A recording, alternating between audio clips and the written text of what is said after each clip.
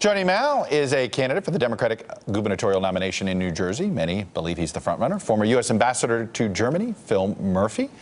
Ambassador Murphy, welcome to the show, sir. Nice to be here, Chuck. Thanks for having me.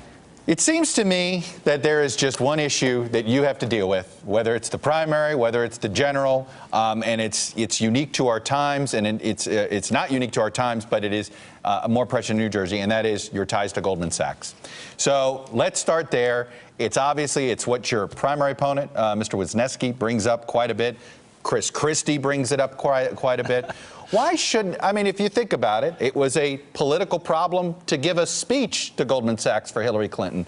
Why shouldn't Democrats be nervous about the idea of a former Goldman Sachs exec being the nominee for governor in New Jersey? Well, here's what I would say, Chuck, and that is this. My life, I'm almost 60 years old. My life is a book filled with many chapters, and one of them clearly is I worked at Goldman Sachs, without question. And by the way, New Jersey is a state with a busted economy, and I think some of the skills in terms of how you create jobs, how you deal with rating agencies are actually quite relevant. But I would also ask folks to judge me on all the chapters in my book. I grew up in a household with a dad who didn't get out of high school, a mom who did. She made sure we got educated. He made sure we cared about politics in the community, working poor, public school product, put myself through college, lots of different experiences. United States ambassador representing President Obama in the Federal Republic of Germany. I think there are a lot of chapters that are relevant for what ails us right now in New Jersey.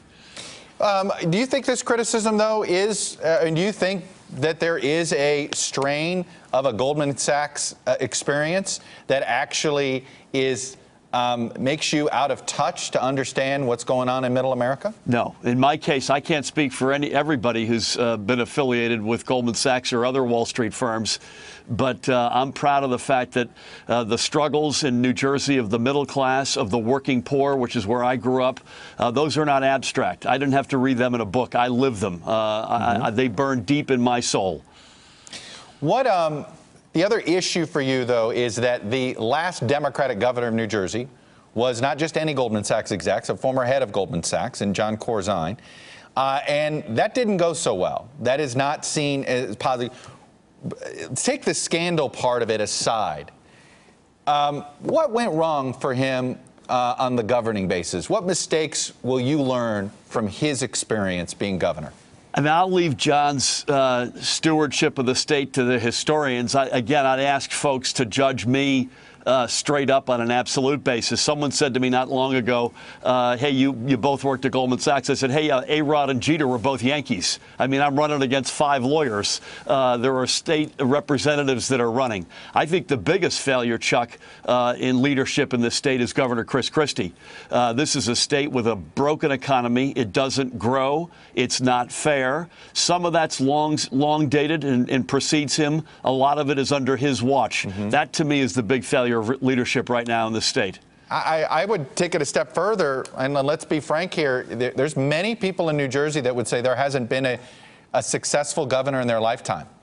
Anybody that's 50 years, say 40 to 50 years old, they might be able to make the case. And there's certainly the last 3 Democratic governors of this state sort of got kicked to the curb one way or the other. One had to resign. One was kicked out of office. Well, 2 were kicked out of office by the voters. And there wasn't a good experience. What can you do? What do you learn? You don't want to talk about John Corzine's experience, but what do you learn from all of these experiences of, frankly, failed stints as governor as far as the New Jersey voter is concerned? Listen, we're a state that's been failed by special interest politics. There's a bubble in the state capital at Trenton. Everybody inside that bubble seems to be doing just fine, and it's at the expense of everybody else.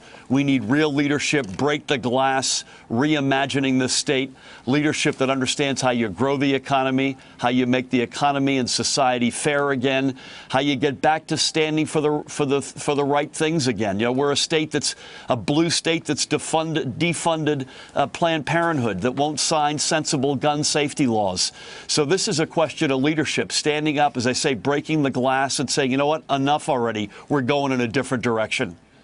What does that direction mean in the Democratic Party? It seems as if both you and your chief primary opponent want to lay claim to the Bernie Sanders platform, less so than the Hillary Clinton platform. Why is that? Well, I think I would say, speaking for myself, I'm a proud Big Tent Democrat. I like both of the candidates. I supported Secretary Clinton, but I'm a big fan as well of Senator Sanders. And I think I disavow this argument you've got to be one or the other. I think there's a lot of common ground. I'm honored to represent and fight for a lot of the things that both of those candidates fought for.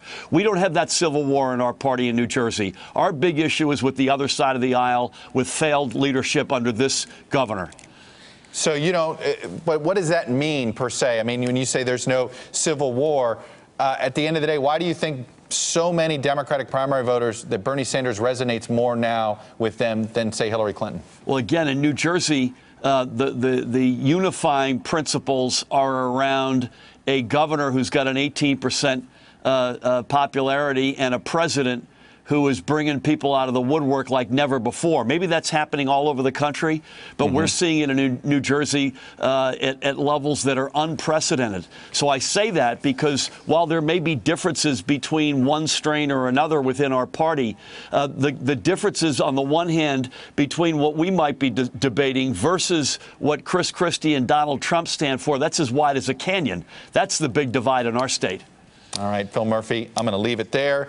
Democratic candidate for governor of New Jersey, primary ever so close. Be safe on the trail, sir. Thank you, sir, very much. You got it. Hey there, I'm Chris Hayes from MSNBC. Thanks for watching MSNBC on YouTube. If you want to keep up to date with the videos we're putting out, you can click subscribe just below me or click over on this list to see lots of other great videos.